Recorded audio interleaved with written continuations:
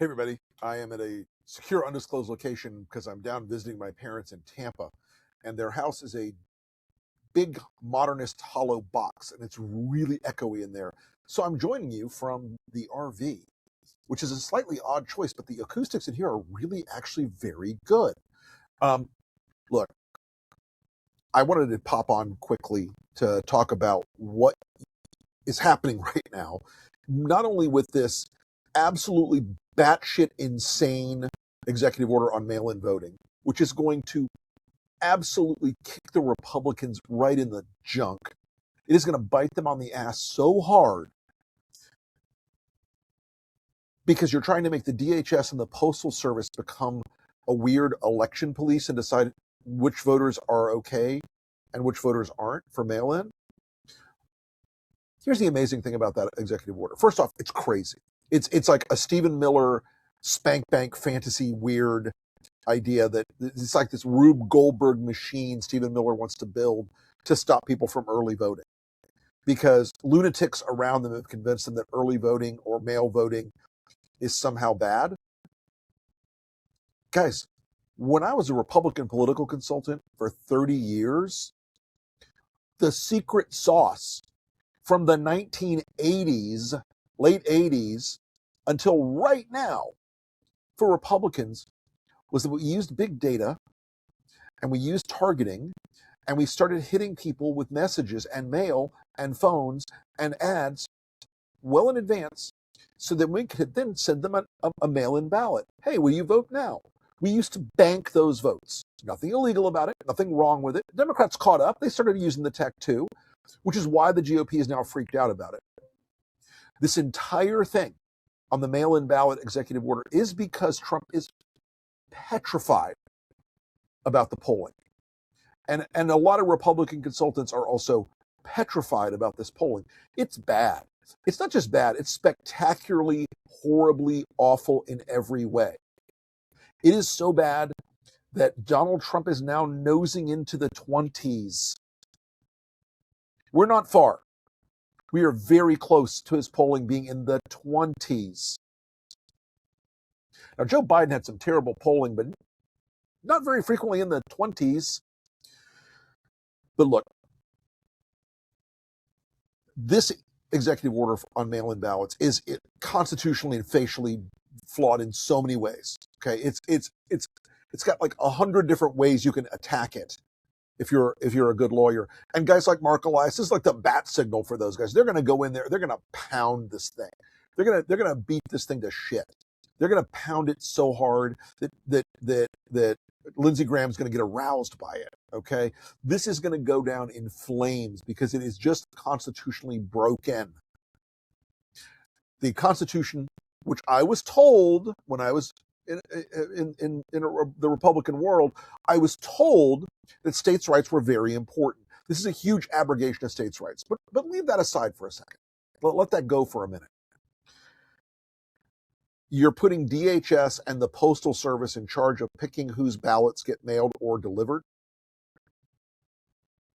This is so facially defective that it boggles the mind. You're going to build a federal voter file so that DHS and Palantir, by the way, Palantir will come in to do this. I promise you. I don't know this for a fact yet, but I promise you Palantir is going to offer a bespoke data solution just in case you need one, Mr. President. This is right up their fucking alley.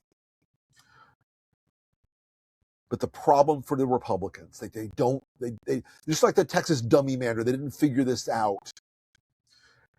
They're going to go out there, they're going to fight this thing hugely on social media and in public, and you're going to convince millions of Republican voters. Millions of Republican voters are going to say, well, Ma, I can't go do that or that early voting this year because I'm told that George Soros has secret gnomes inside the post office who will change my vote to AOC and turn me into trans. They're going to believe what Trump tells them about early voting and that it's bad. Now, inside every Republican state party headquarters today, they're on ChatGPT like, how do I commit seppuku? How can I leave this job? Can I go become a road builder in Utah? They're looking for any way out because Trump is absolutely going to cut the throat of one of their most effective political tools. Not because this is going to fail in court, but because psychologically they will fight this in the public and social media space, and it will convince more Republican voters absentee voting bad. And Republican voters right now are showing lower and lower and lower intentions to go out and vote. And why wouldn't you? The president is at 33% approval. His policies on economics are underwater on average, whether it's inflation or jobs or overall economy, about 35 to 40 points underwater. He is deeply unpopular with the country. And so Republicans needed to be able to curate that early vote. And now Republican voters are going to go, oh, no, president hates early voting. We can't do that. That's terrible. That's just wrong. It's evil and bad.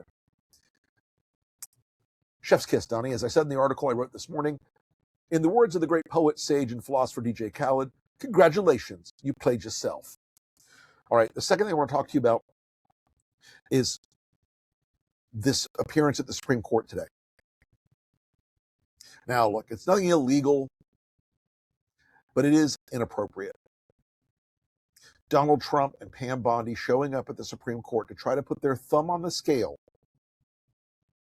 of what has been settled constitutional interpretation for over 100 years about the 14th Amendment and birthright citizenship. And I think what they really want is for you to freak out about Bondi and Trump being in the court. And yeah, it was a dumb idea, and it was a stupid, dangerous, precedent-shattering idea, and all that stuff. But the Solicitor General of the U.S., even from John Roberts today, leader of the Red Court, was not having an easy skate. He was not having a fun time. And I got to tell you, folks, I want you to actually embrace the idea that there are a lot of people in the MAGA universe, one including Marco Rubio, who were born with parents here illegally or who were not citizens. And the idea that you can just sweep aside citizenship because of the birth status of the immigration status of the parents is shockingly un-American. It's not a great narrative. And you're going to find this is going to ripple out into the country quickly, where people are going to go, wait, mom and dad weren't legally here? And now somebody who's 35 or 40 years old or 50 years old could have their citizenship revoked because they crossed the administration? What you're building there is a snitch culture in this country where people are going to go, okay, well, I heard about my neighbor who I don't like, and I don't like the way he painted his house, so I'm going to make sure that people find out about his immigration status. I think that the Solicitor General today had curated a bunch of very edge case arguments that work on Breitbart or work at the Free Bacon, but or work on InfoWars maybe, but don't really work in the real world. And I think that the court was not running to embrace this as a case that they seemed all hot and bothered to elevate for Trump's benefit. But I do think the intimidation stuff, Trump wants you to pay attention to that. Me is his storyline. But this is another thing that they're doing, another area they're fighting in. This culture war box they really want to get back into that lets them try to ignore the war, the economy, the tariff damage, the incredibly quickly rising price of gas and diesel, the horrible impact on our farmers and our ag sector. And all of it is adding up at a time when Trump is really, really, really in the deepest political trouble of his entire career. This is actually, he has numbers that are so bad now, it makes January 6th look like a warm-up act. This is not a guy who's in a great political position. This is not a guy who's in a great position of strength in the country. People just don't like Donald Trump anymore. They don't. And the hardcores and the MAGAs, and I really have to recommend this, their social media bubbles are getting smaller and hotter. They're like collapsing plasma, and they're going to get hotter and crazier now that he's in so much more trouble. And as much as he wants to send this message that that immigration stuff and trans stuff are going to be the center of the argument for this election cycle, they're not. First off, none of the Democratic candidates are playing their bullshit. None of the Democratic candidates are there going, why, yes, let's fall into that obvious trap. I'll put my foot in the bear trap first. They didn't do it in last year's statewide. They're not doing it in the specials. They're not doing it pretty much anywhere. You know, get James Tallarico has a terrific opening ad that's out. He's talking about affordability and corruption. Those are things that Trump, those are the inversions of culture war. Those are real central issues for millions and millions and millions of American families right now. And the more you talk about the corruption and the economic devastation that Trump is causing and the illegality of his behavior, the more you've ratcheted up this sense in the country that we're done. We're not playing his game right now. We're not going to continue to do this shit. And so he's going to flail more. This executive order is flailing because they're scared to death. They are petrified. Okay? They're raising a lot of money. And that is also because the people behind the whole hate machine of MAGA are getting scared too. Okay? You're going to see, like with Byron Degenerate in Florida, you saw he's got all the usual Trump suspects, Elon Musk and all these other billionaires are pouring money in there. But people are getting it. These Republicans who are so out there right now for Trump, are so in the middle of it, pretending that the only thing people care about is the SAVE Act. No one gives a shit. Looking at you, Mike Lee, in particular. What have these guys done? What have they done? And a lot of voters are realizing it. Nothing. They voted to protect the Epstein files and keep Trump's name secret. That was a big deal for them. They voted to give Elon Musk and Jeff Bezos and Mark Zuckerberg a massive tax cut. They put a lot of energy into that. Now they're trying to put a lot of energy into keeping you from voting with the SAVE Act. The SAVE Act is dead but too dumb to lay down. The other thing they've done is absolutely rigidly defend Trump on the tariffs. Congress could take care of these tariffs. They could wipe it away. Bang, be done. They won't because they're too busy with him. This is a great framing mechanism for Democrats. Congressman X doesn't care about you. He cares about him. Remember those they-them ads that the Republicans did in 2024 that were so effective? And the Democrats couldn't respond because they just couldn't make themselves think hard enough. We responded for them, but long story. We had a way to do it that worked. And the framing was simple. He wants you to talk about they, them, but everything in Trump's world is about he, him. Everything. And right now, the he, him frame is less and less popular. Right now, Trump is so unpopular with the voters in this country that we're almost having trouble keeping up with the reality of these polls.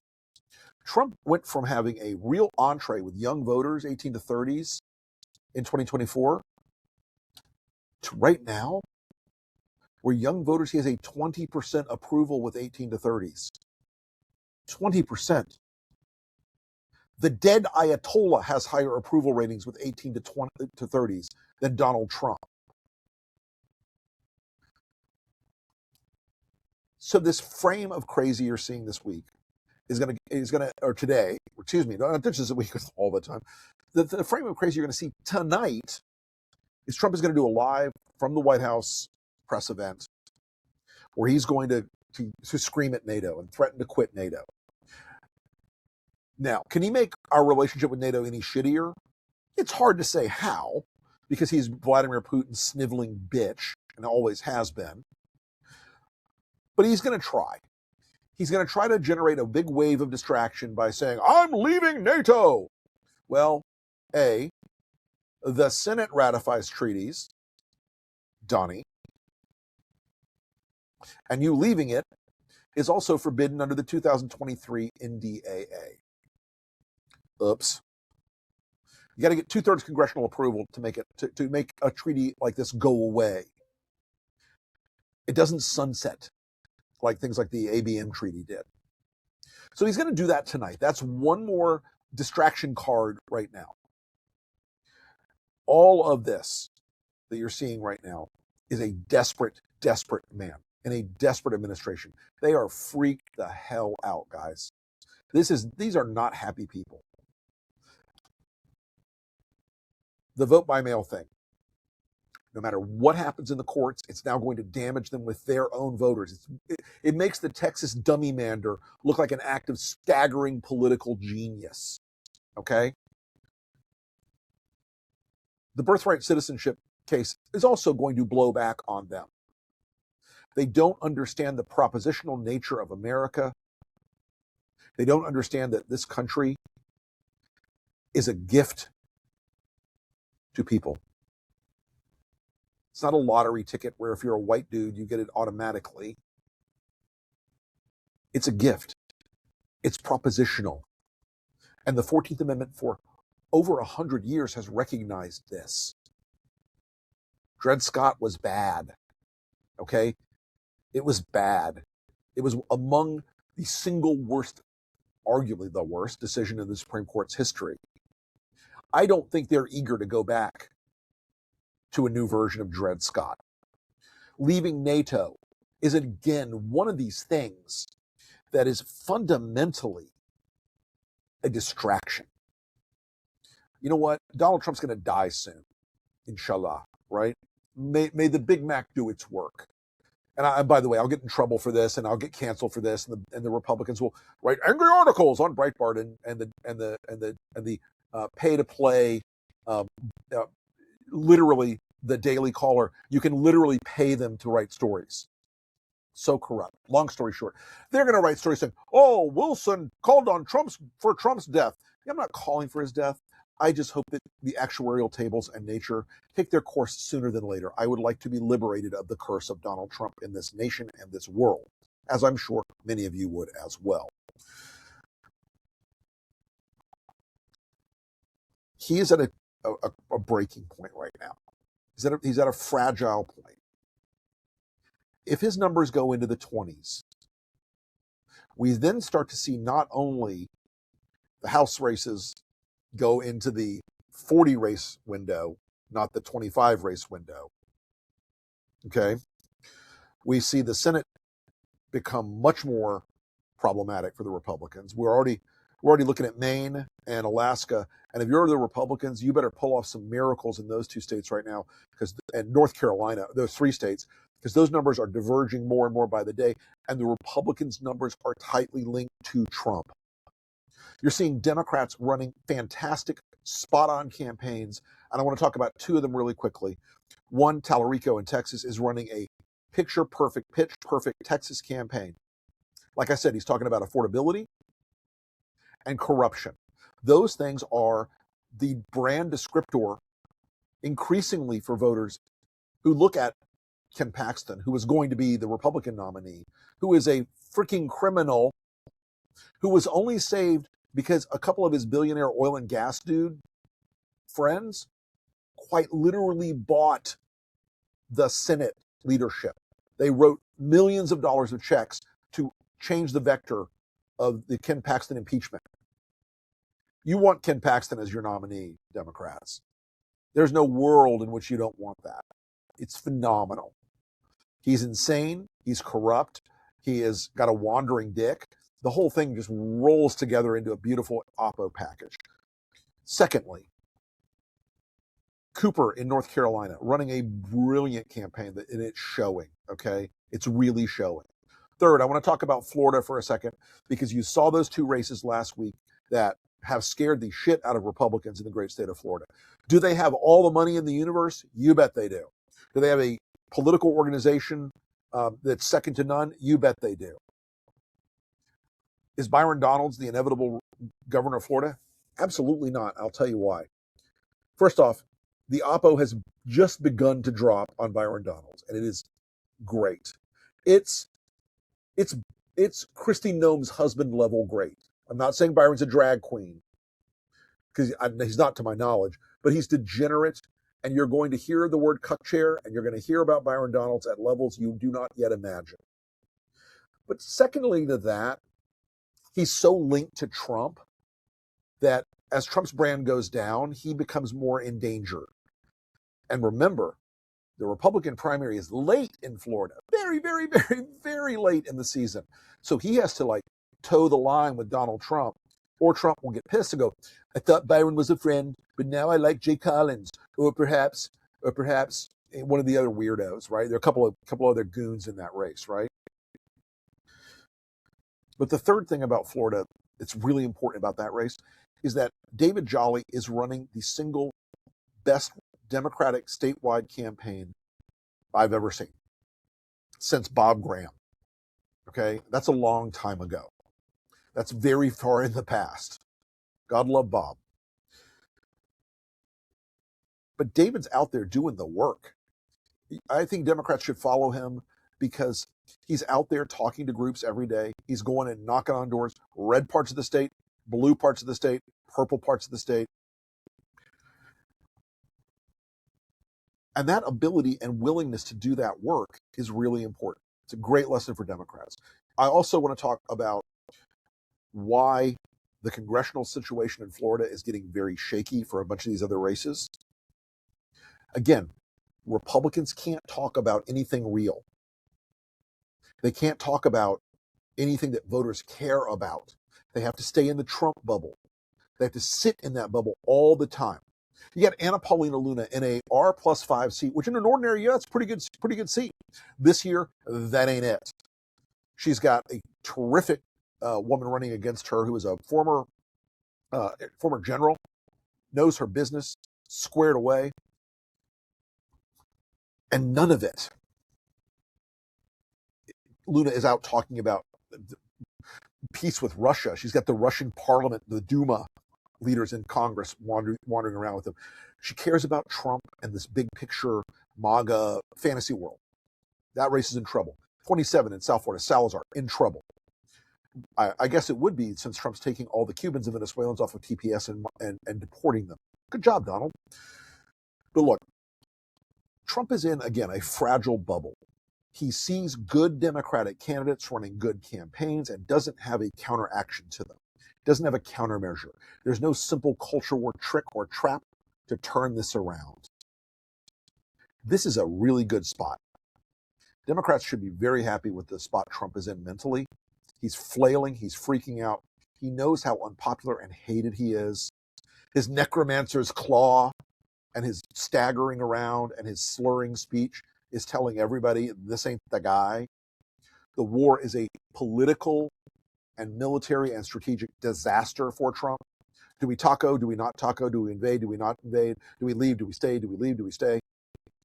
He can't make up his mind because he doesn't know his mind. He's not cogent. This is not a good situation for him. American forces are in danger. They're still sending more to the region. The goal was regime change, then it was to get the uranium, then it was to open the straits, then it's regime change again. Now it's we're going to bomb you, we're going to blow up your desalination plants and your power stations. Hello, Geneva Convention, war crimes. But all of it is a bad sign for Trump. He is flailing a lot. And I want people to take heart about this. We have a lot of work to do to win, a ton of work to do to win. But I want you to take heart about all this because this is a guy who's not hitting home runs at all. He's hitting the occasional single right now, but he's getting struck out a lot more. I'm using a sport ball analogy, which I'm not the greatest sport ball guy, but I do understand those, especially because my wife loves the baseball. Go Sox. Anyway, listen, folks, I want to thank you for watching today. This is just a pop-up, and I hope that air conditioner in the background isn't too loud for you. But the land yacht is the best studio at my parents' house, and so here we are in the land yacht. All right, thanks everybody. Do me a big favor, and if you would like to go ahead and click on subscribe to Against All Enemies, it is my Substack. We put on about 4 or 5 pieces a week, whether it's video, whether it's behind the paywall or in front of the paywall, or the Friday newsletter, the Friday brief. Really appreciate you guys signing up for that. That people seem to really love that. That's every Friday. I do a long form piece in the beginning, a big essay like I would normally do for a standard Substack post. Then 5, 6, 7, 10, sometimes articles, shorter articles about stories that interest me and that I think pull back the curtain on what's happening in the country a little bit. Sometimes they're weird, sometimes they're scary, sometimes they're political, sometimes they're economic, sometimes they're tech. And there's also every week what I'm reading and scenes from the home front, which is pictures of the cats, the alligators, the dogs, the wife, the kids, the grandkids, the adventures. Anyway, folks, thank you so much for watching. Really appreciate you all. We'll talk to you again next time. See ya.